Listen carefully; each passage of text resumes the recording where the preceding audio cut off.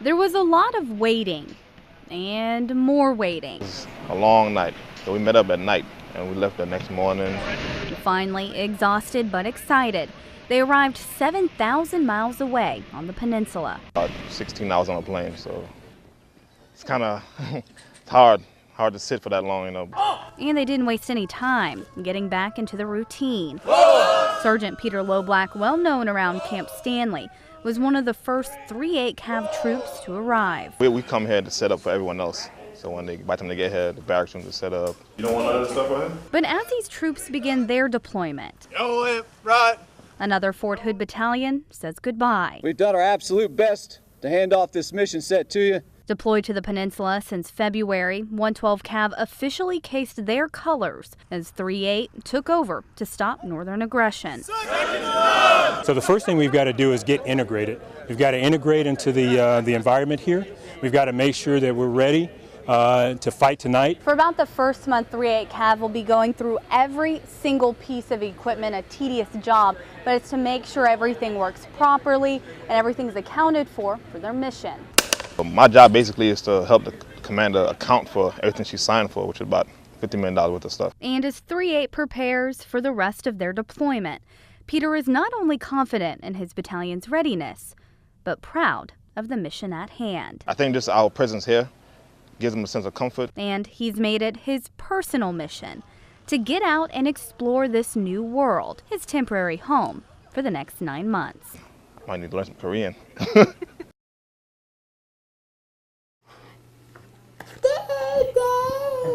Daddy. Daddy's a superhero. You know, he's getting back, guys, and he'll be back soon. He carries it everywhere. But 2-year-old Simon doesn't quite understand why his dad isn't home. Aubrey and Justin, on the other hand, they take it harder. Yeah, he does. He actually had a breakdown yesterday and kind of like, I miss Daddy, I want Daddy back. And I'm like, I know, we'll try and call him later tonight. And we did, and you know, that helped a little bit. It's not easy for Chloe either. Just waiting. I hate sleeping alone. This is the second time her husband Simon has been deployed, but both agree this one is different. Can't wait to get off work to FaceTime or talk to your wife and kids. So much more better, so easy. While 7,000 miles separate him and his family, technology in South Korea brings them together.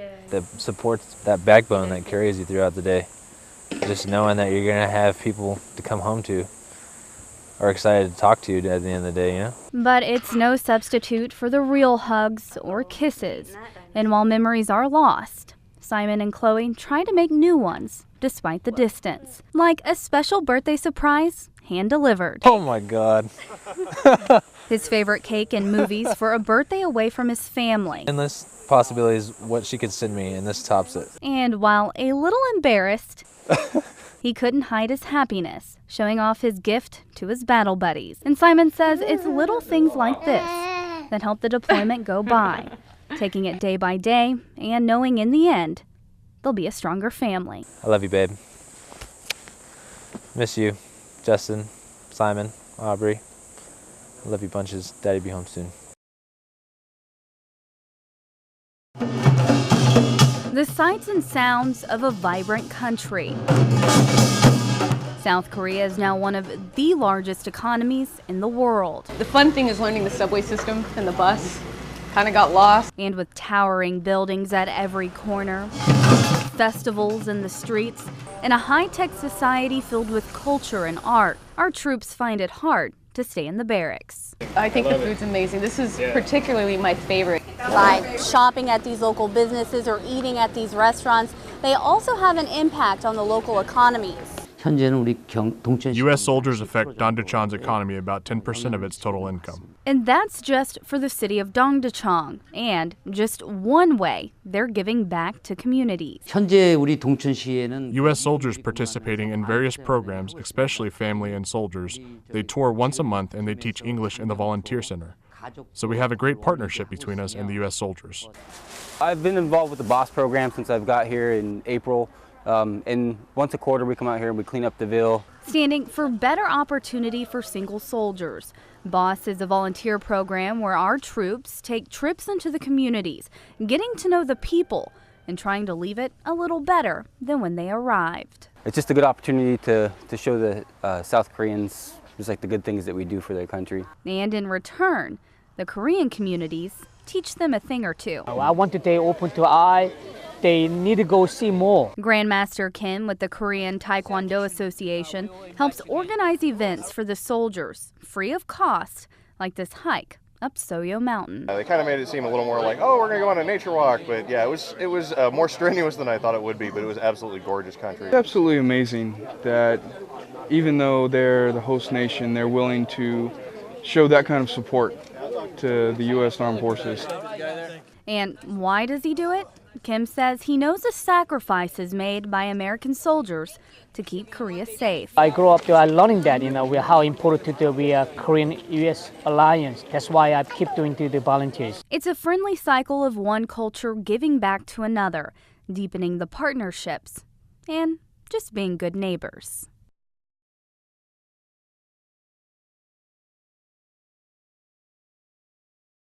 It's become a tourist attraction, a trip to the DMZ. Stay here and take more pictures. But the demilitarized zone, this tense boundary between North and South Korea, is anything but a friendly vacation spot. Well, in our particular case, that threat could happen overnight. As people snap pictures of South Korean soldiers literally facing their North Korean enemy.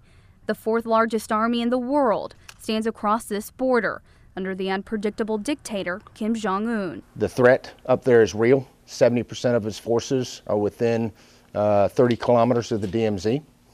He has one of the largest arsenals of chemical, biological weapons in the world. Colonel Scott Taylor is the operations officer for the 2nd Infantry Division.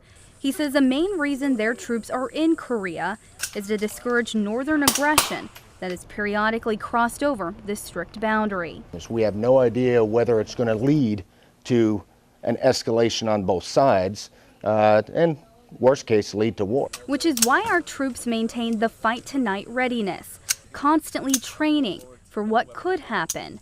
And while Fort Hood's 3/8 Cav is about 2 hours from the DMZ, their mission is still important. Their role in our mission is to support 1st Brigade's primary missions, namely non-combatant evacuation operations and weapons of mass destruction elimination operations. And safeguards are found across the peninsula, attempting to slow down any future invasions.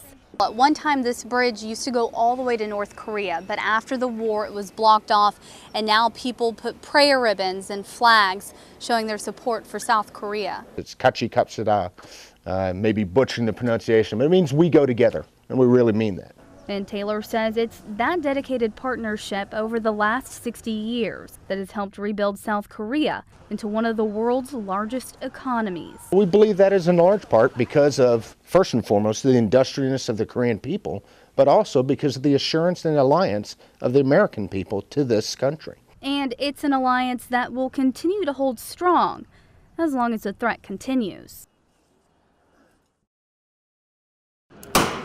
More than 60 years later, it's a homecoming for these troops, training on the lands where their 3/8 Cav brothers laid down their lives. We were one of the first ones here on the peninsula. One of the most historic battles in the 8th Cavalry's history is a battle at Unsan. Now the commander of 3/8, Lieutenant Colonel Elliot Rogers, has made it his mission to never forget the history of his battalion.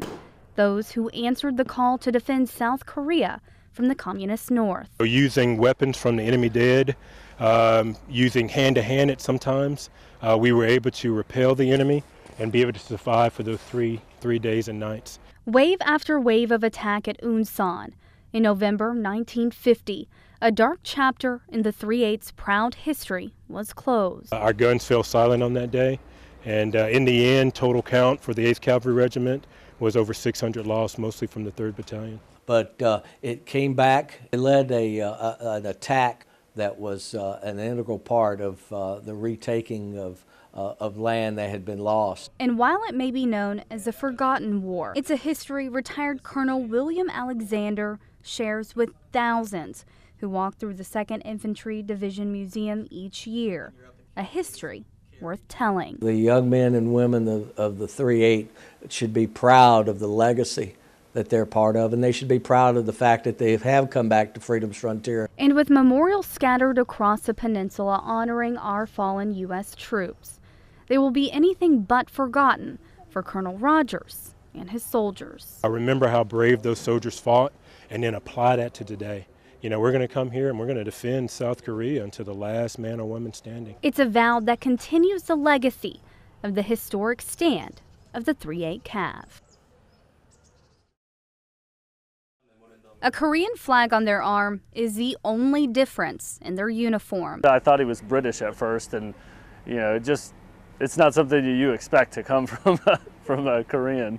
No, not British. Now I don't want to lose my accent. That is an Australian accent, picked up from going to college down under. At first, my accent was way thicker than this, so they made fun of my accent. But all in good fun. He's a great soldier. I mean, he's going to be a successful guy. Corporal Kim Sagon is a senior Katusa now at the 3/8 Cav. But what does that even mean? It's actually an acronym standing for Korean Augmentation to the U.S. Army. They help us coordinate training with the ROK Army. I mean, everything that we do really hinges on those guys being able to do their job. Because of his proficiency in English, he was chosen as a Katusa, meaning he's a Korean soldier, but also a U.S. soldier. The glue holding together the partnerships between the U.S. and Republic of Korea. We Katusas, we just translate that, help him to, cooperate. That's our job, so that's our duty. But it's more than just a translator. For Captain Patrick Maris, these Katusas make the troops' deployment run smoothly, whether it's work or digging into the culture. They're our outlet to our partners. They're our outlet to our community service outreaches. They're our outlet for our soldiers to actually get out and see Korea. And while they are there to strengthen the alliance, friendships are made along the way, making the deployments easier on our troops. It's been a good experience. He's somebody I'm going to keep in touch with for a long time. And while he's trying to keep that Aussie accent, our Fort Hood troops are rubbing off on him. Howdy, Texas.